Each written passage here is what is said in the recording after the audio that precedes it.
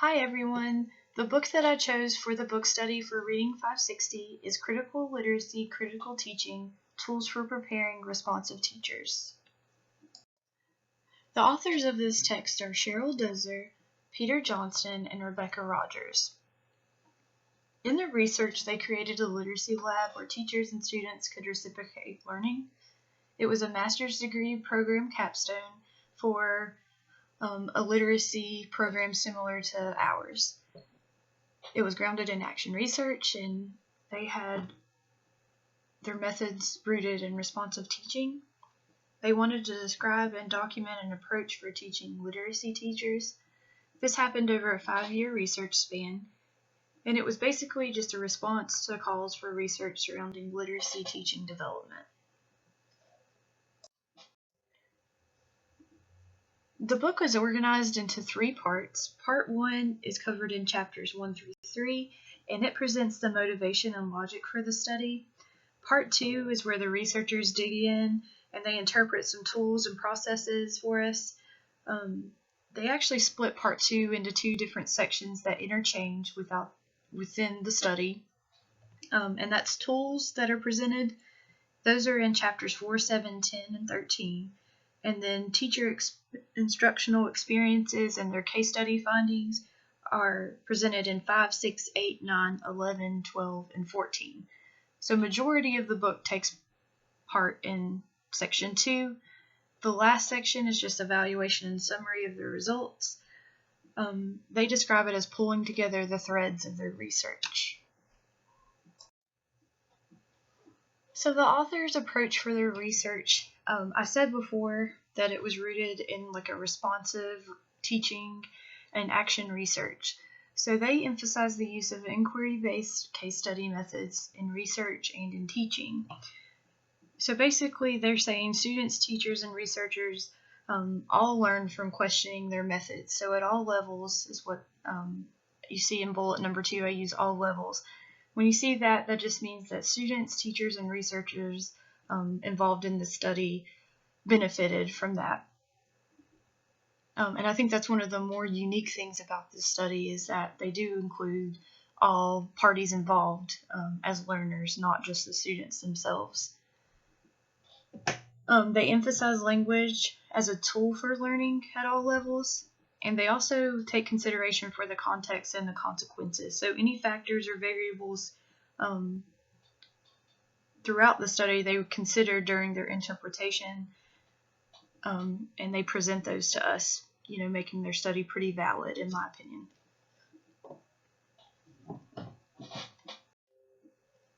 Now we come to the author's purpose for the study.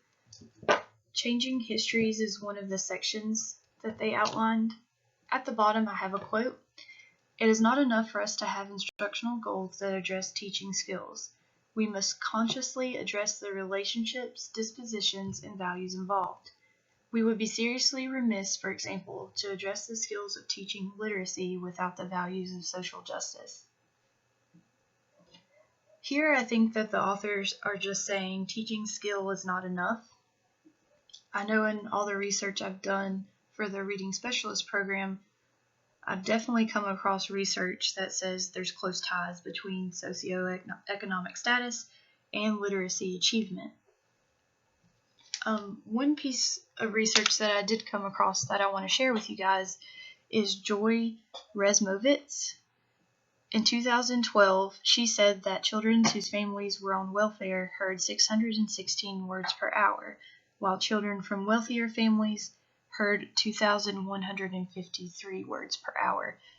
This was a staggering statistic, at least to me, and it definitely drives home why we should consider students' backgrounds and where they come from in our instructional process. And I think that's why the authors put this section in here is to explain to us and help us understand that culture has a huge impact on how students learn. They also want us to be aware of language used to communicate with students and also to represent them to other people.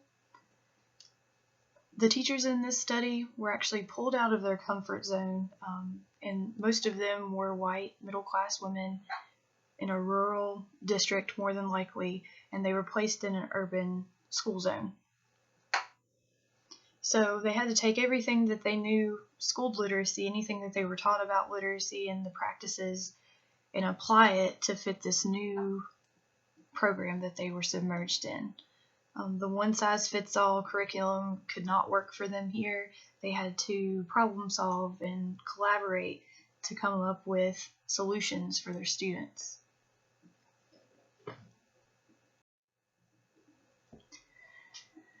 Agency is another section that the authors outlined as a purpose for their study. Agency is simply the idea that by acting thoughtfully, one might affect change on students, teachers, schools, and society. So the researchers not only wanted the students in the program to find a sense of agency, but they wanted the teachers to experience that as well. And the goal of agency is just to have a sense of competence or confidence of learning, and even teaching for the tutors. So reflection is a really important component to this. Reflecting on how you problem solved before can shed light on better problem solving solutions in the future.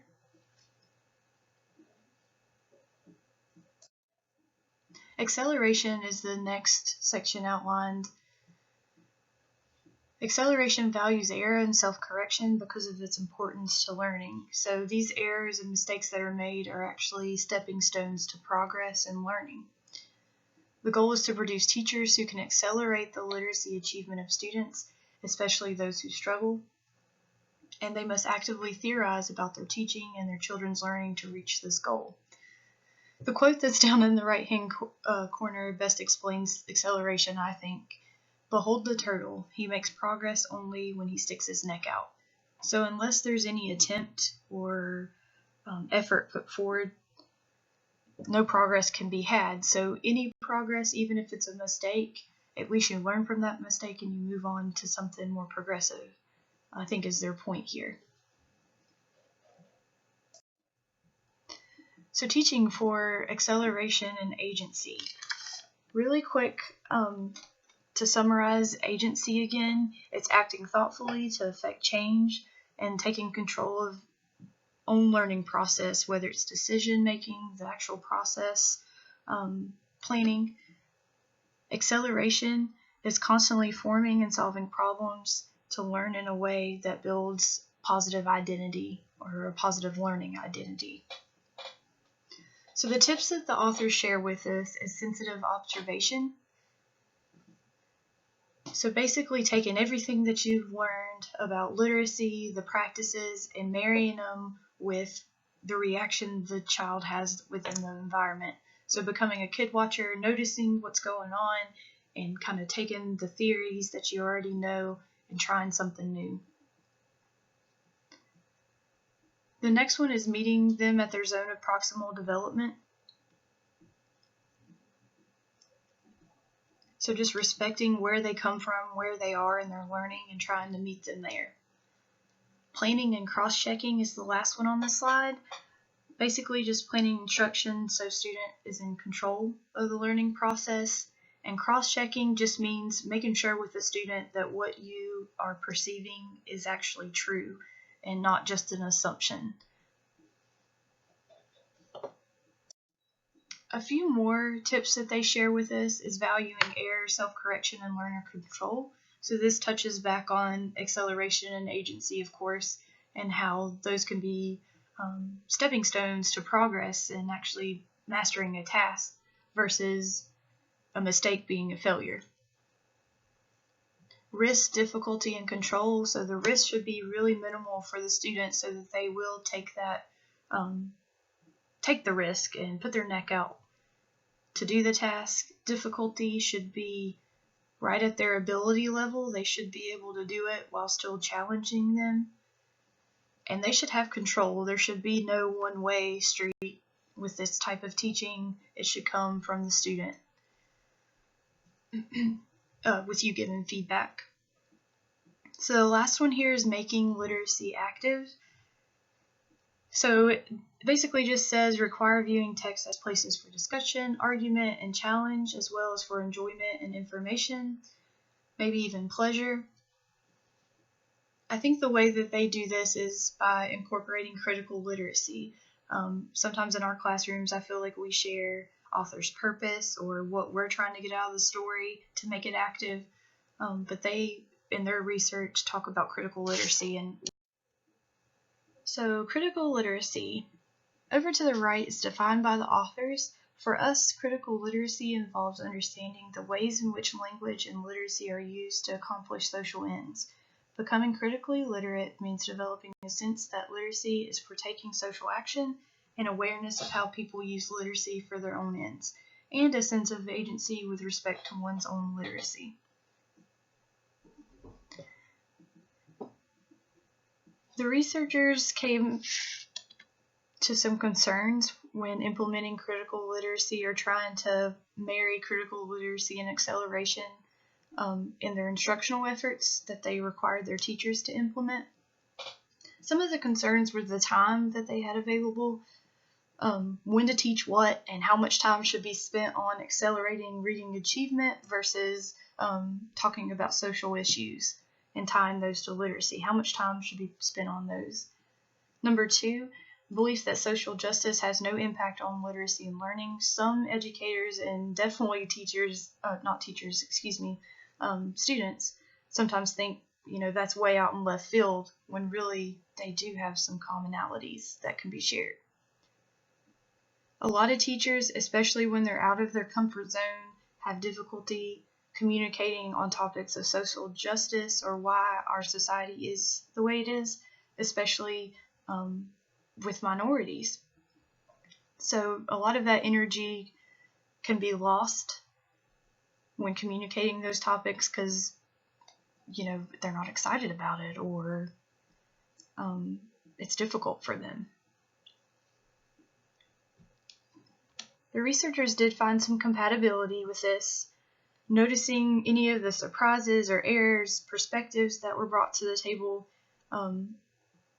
They were used as teachable moments and used for productivity instead of, hindering them from continuing to try to incorporate both. It also gave them a chance to work on how students identify as readers and how they put themselves in regard to other people and their perceptions. And it allowed students and the teachers to examine their own language use and how it affects learning. This slide clarifies how the authors view language as a learning tool. So language is the foundation for learning and communication.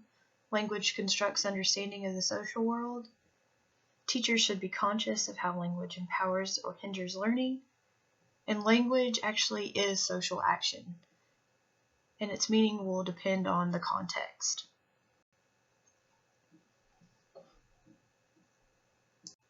Now we move to the findings of the researchers, and they found that language is a great tool for building agency in students. So the language should be positive. Anything that they do with a task, if they're trying it on their own, you shouldn't ever focus on what they cannot do. You should focus on what they can do. So focus on cans and not can'ts. You could definitely still mention some of their errors, but when they go to solve those errors, say what they do right. Say what kind of strategies that they're doing right so they'll be more confident next time they go to use that. They know that, a mistake can be fixed, and I fixed it the right way. Therefore, it would build more agency. They quote here at the bottom, reading becomes more agentive when students take an active role in positioning themselves with respect to others. So this could be with the author, with others' beliefs, with you as a teacher, any way that they can take an active role there and have a positive experience.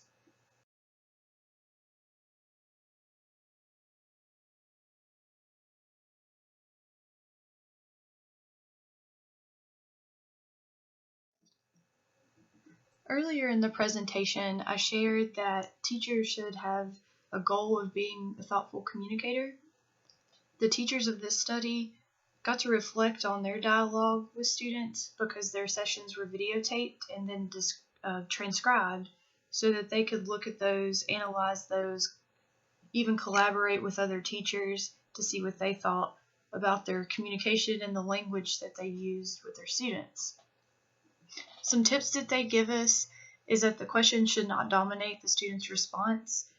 So therefore, closed questions should not be used at all. So one-answer questions are interrogators. You don't want to interrogate your student. You want to give them an open-ended format.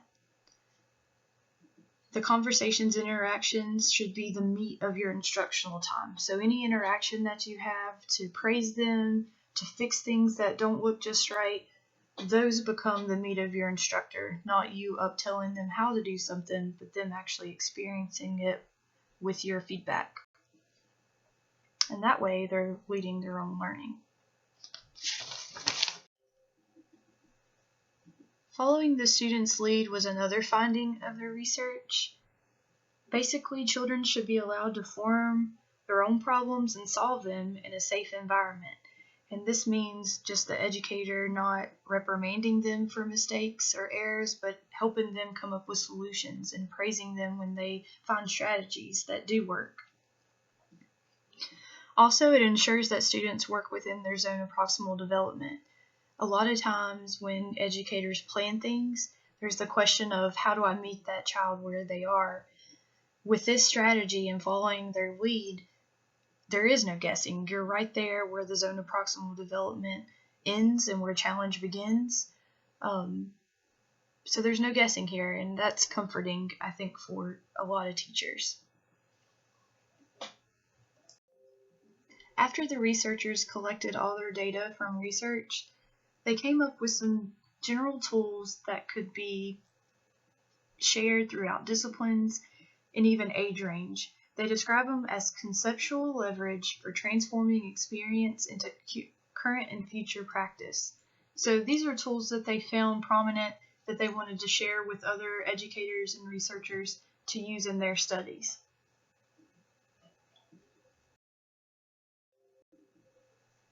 These are the tools for transformation, and they're based on what the authors found prominent for change during research. These tools will also be our focus during our discussion and completion of our graphic organizer. So they're split up into different sections. This slide shows the first, disrupting and extending learning histories. So tool number 1 is teaching context. And they got this from where they took their teachers out of their comfort zone and challenged preconceived assumptions about teaching context. Number 2, home communication, learning from families. They incorporated home and community and learning efforts, and this was done by ongoing communication. Tool number 3, they matched their teachers and students to disrupt their automatic practice. So they were not only submerged in an urban area, but they were also put with students that were age range they were not accustomed to working with. Tool number 4, critical emphasis, considering textual and social analysis. This is the teacher's responsibility to own social and political factors of teaching and move towards a more just society. The next tools presented for transformation are assessing and representing learning. Tool number 5, roaming in the known, following the learner's lead. So focusing on the cans, not the can'ts, and exploring student abilities before instruction happens. Tool number 6, documenting and observing learning. Document and analyze various data sources to better understand student behavior. Tool number 7, writing reports and updates and informing stakeholders. To recognize the importance and power, the centrality of language choices, and how they impact your learner.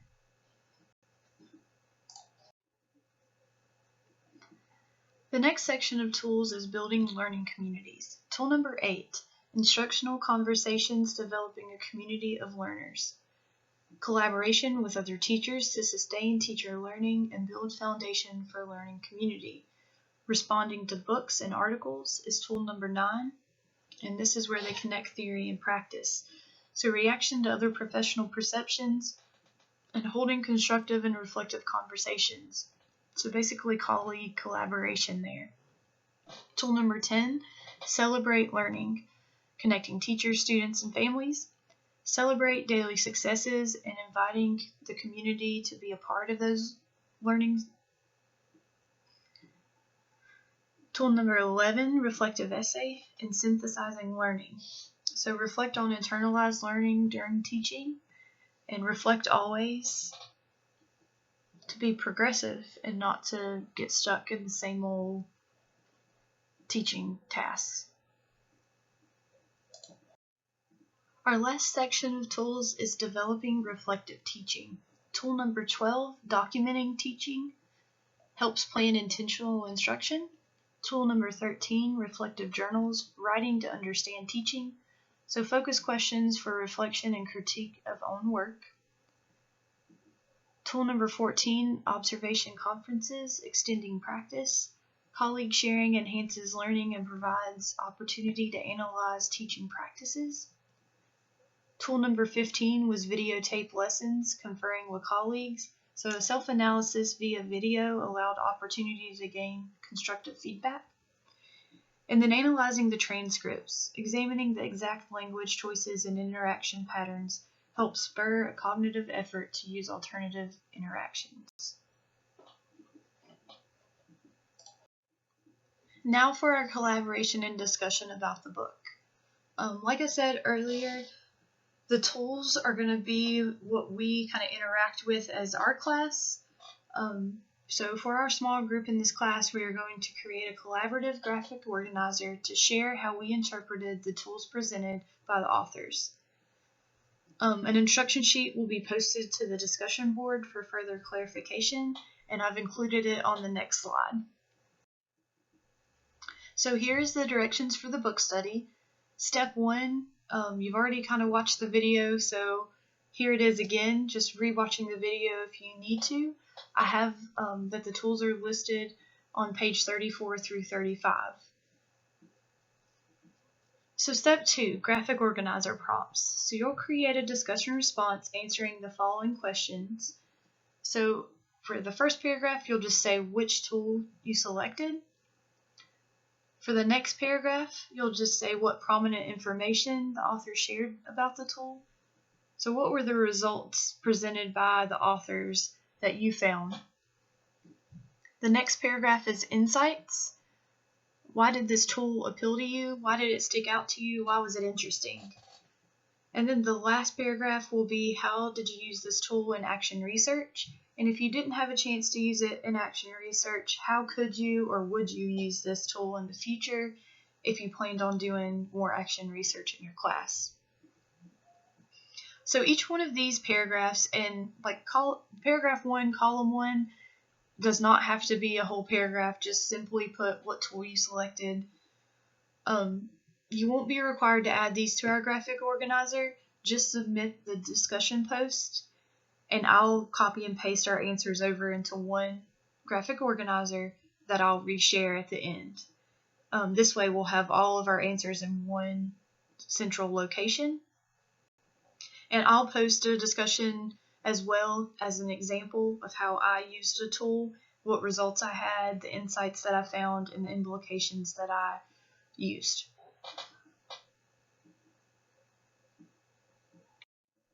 Here's the collaborative graphic organizer that I'll fill in. There's only, I think, 4 of us in this class, but one of the tools will be mine. And like I said, I will post that discussion post as an example. And your last step in the entire process will be to respond to one classmate's post and share any further thoughts or insights that you have, or just share a thought that it brings to mind.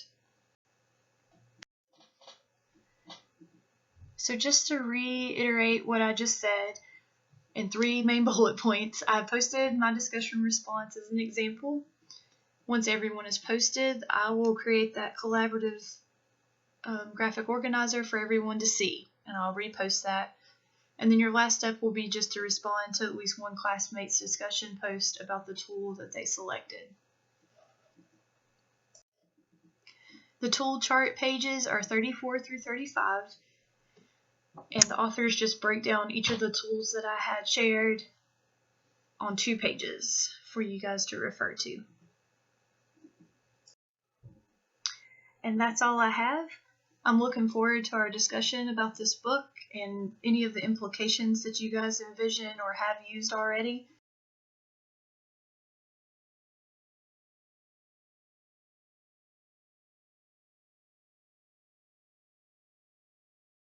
And thanks for listening.